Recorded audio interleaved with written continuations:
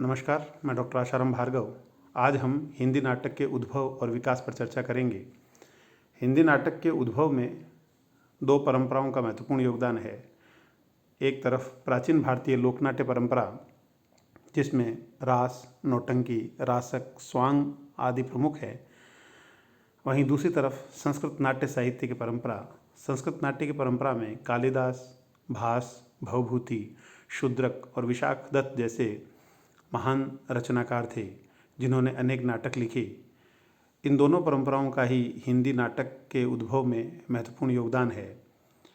इन परंपराओं में जहाँ एक तरफ लौकिक परंपरा है, लोक की परंपरा है, वहीं दूसरी तरफ संस्कृत नाट्य के रूप में शास्त्रीय परंपरा है। इस लोक और शास्त्र की परंपरा ने ही हिंदी नाटक का उद्भव में अपनी महत्वपूर्ण भूमिका निभाई या आधार तैयार किया। भरतमुनि नाट्यशास्त्र में नाटक को पंचम वेद कहते हैं। ऋग्वेद, यजुर्वेद, अथर्ववेद और सामवेद के बाद नाटक को पंचम वेद कहना नाटक की महत्ता सिद्ध करता है। नाटक की महत्ता इस बात में भी सिद्ध होती है कि भरतमुनि ने रस सूत्र और रस का विवेचन नाट्यशास्त्र में ही किया था। उस समय नाटक साहित्य में अपना महत्वपूर्ण स्थान रखते थे। हिंदी नाटकों की शुरुआत 14वीं से 19वीं शताब्दी में हृदय राम के हनुमान नाटक, गुरु गोविंद सिंह जी ने चंडीचरित, बृजवासीदास ने प्रबोध चंद्रोदय, प्राणचंद चौहान ने रामायण महानाटक, बनारसी दास ने समय सार आदि नाटक लिखे। इनमें से अधिकांश नाटक ब्रज भाषा के थे। महाराज विश्वनाथ सिंह ने आनंद रघुनंदन नाटक लिखा, जो हिंदी का पहला मौलिक नाटक माना जाता है। यह नाटक भी ब्रज भाषा में लिखा गया था। इस नाटक में संवाद पद्यात्मक है और इसकी विषय वस्तु धार्मिक और सामाजिक विषय पर है, सामाजिक है। कुछ विद्वान इन नाटकों को नाम मात्र के नाटक मानते हैं और इन्हें पद्यबद्ध संवाद ही कहते हैं। फिर भी हिंदी के प्रारंभिक नाटकों के रूप में इनका महत्व निर्विवाद है। गोपाल गिरधरदास ने ब्रज भाषा में नहुष नाटक लिखा। हिंदी साहित्य में हिंदी के पहले मौलिक नाटक को लेकर विद्वानों में पर्याप्त मतभेद है। कुछ विद्वान नहुष को हिंदी का पहला मौलिक नाटक मानते हैं, तो कुछ विद्वान आनंद रघुनंदन को। भारतेंदु हरिश्चंद्र अपने पिता गोपाल गिरधरदास द्वारा रचित नहुष को हिंदी का पहला नाटक मानते हैं। विजेंद्र स्नातक भी नहुष को नाट्यकला की दृष्टि से प्रथम मौलिक नाटक मानते हैं।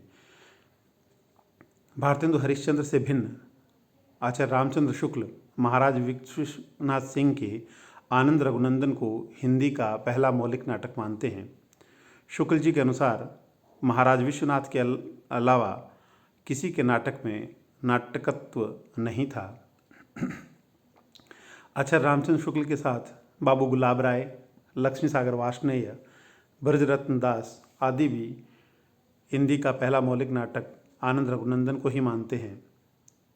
दशरथ ओझा ने इसे आनंद रघुनंदन को संस्कृत शैली का प्रथम मौलिक नाटक माना है। इस प्रकार हम देखते हैं, कुछ विद्वान आनंद रघुनंदन को और कुछ विद्वान नहुष को हिंदी का पहला मौलिक नाटक मानते हैं। इन सब से अलग शिवदान सिंह चौहान भारतेंदु के वैदिकी हिंसा हिंसा न भवती नाटक को खड़ी बोली हिंदी का पहला मौलिक नाटक मानते हैं। उनके अनुसार यह नाटक खड़ी बोली में रचा गया था और इससे पूर्व के नाटक ब्रज भाषा में लिखे गए थे। इसीलिए खड़ी बोली हिंदी का पहला मौलिक नाटक भारतेंदु का वैदिकी हिंसा हिंसा न भवती ही माना जाना चाहिए। यद्यपि नहुष, आनंद रघुनंदन और वैदिकी हिंसा हिंसा न भवती को लेकर हिंदी के पहले मौलिक नाटक के संदर्भ में विवाद है, फिर भी अधिकांश विद्वान आनंद रघुनंदन को ही हिंदी का पहला मौलिक नाटक मानते हैं। हिंदी नाटक का विकास। भारतेंदु ने नाटक निबंध में लिखा, अब नाट्य अलंकार, पंचसंधि, प्रकृति आदि की आवश्यकता नहीं है। संस्कृत नाटक की तरह इनका अनुसंधान कर नाटक रचना व्यर्थ। इस कथन का तात्पर्य यह है कि भारतेंदु के अनुसार अब शिल्प से ज़्यादा सामाजिक परिप्रेक्ष्य को ध्यान में रखना आवश्यक है। यद्यपि हिंदी नाटक के उद्भव में संस्कृत की परंपरा महत्वपूर्ण थी, फिर भी भारतेंदु यहाँ हिंदी नाटक के लिए एक आधार भूमि तैयार करते हैं और हिंदी नाटक के विकास को हम भारतेंदु युग, द्विवेदी युग, प्रसाद युग, प्रसादोत्तर युग और स्वातंत्र युग में बांट सकते हैं। 1857 से 1900 तक भारतेंदु युग, 1900 से 1918 तक द्विवेदी युग, 1918 से 1936 तक प्रसाद युग, 1936 से 1947 तक प्रसादोत्तर युग और 1947 से बाद का समय स्वातंत्रोत्तर युग के रूप में माना जा सकता है।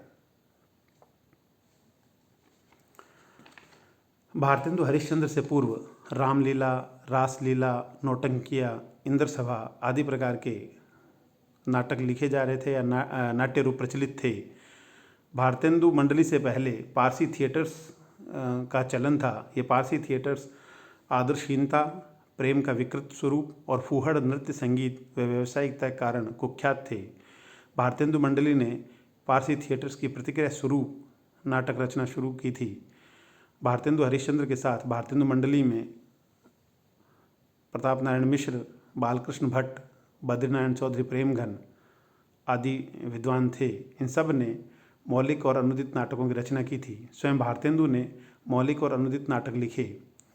भारतेंदु ने वैदिकी हिंसा, हिंसा न भवति, अंधेर नगरी, प्रेम योगिनी, विशस्य विषमौषधम, नील देवी, भारदुर्दशा, सती प्रताप, श्री चंद्रावली आदि मौलिक नाटकों की रचना की। वहीं बंगला, अंग्रेजी और संस्कृत से अनुवाद भी किए। इन्होंने विद्या सुंदर और सत्य हरिश्चंद्र नाटक बंगला से अनुवाद के रूप में लिखा, दुर्लभ बंधु अंग्रेजी से अनुवाद के रूप में लिखा, रत्नावली, पाखंड विडंबन, धनंजय विजय, कर्पूर मंजरी, मुद्रा राक्षस, भारत जननी आदि संस्कृत से अनुवाद से लिखे गए नाटक हैं। भारतेंदु के नाटकों की विषय वस्तु समाज सुधार, नारी उत्थान, जन जागरण, धर्म और राष्ट्र प्रेम है। इन्होंने अपने नाटकों में व्यंग्य का भी प्रयोग किया है। भारतेंदु के साथ इस युग में श्रीनिवास दास ने संयोगिता स्वयंवर, प्रहलाद चरित्र, रणधीर प्रेम मोहिनी आदि नाटकों की रचना की। राधाचरण गोस्वामी ने बूढ़े मुँह मुहासे, तन मन धन, गोसाई जी को अर्पण और अमर सिंह राठौड़ नाटक की रचना की। बद्रीनारायण चौधरी ने वृद्धविलाप और भारत सौभाग्य नाटक की रचना की। प्रताप नारायण मिश्र ने कली कौतक रूपक और भारत दुर्दशा, गौ संकट नाटक की रचना की। इस युग के नाटकों को विषय वस्तु के आधार पर सामाजिक, रोमांटिक, ऐतिहासिक और प्रहसन के रूप में बांटा जा सकता है।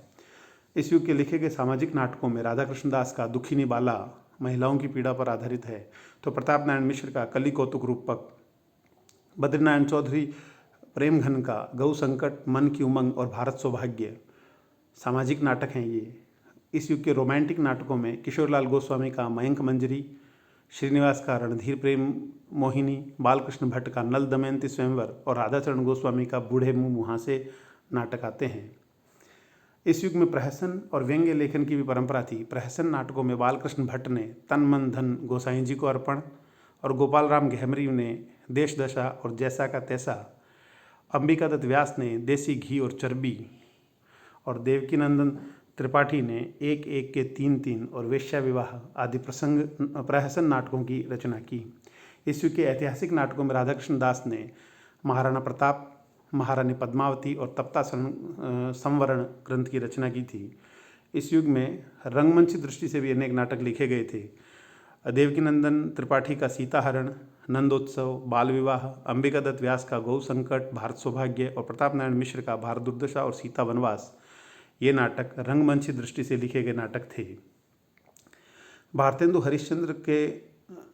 हरिश्चंद्र युग में इन नाटकों की विवेचना के आधार पर इनके विषय वस्तु को हम देखते हैं कि इस युग में सामाजिक परिप्रेक्ष्य के नाटक लिखे गए थे जिनका मूल लक्ष्य समाज सुधार था, नारी उत्थान था। इस युग में लिखे गए नाटकों का उद्देश्य जन जागरण था।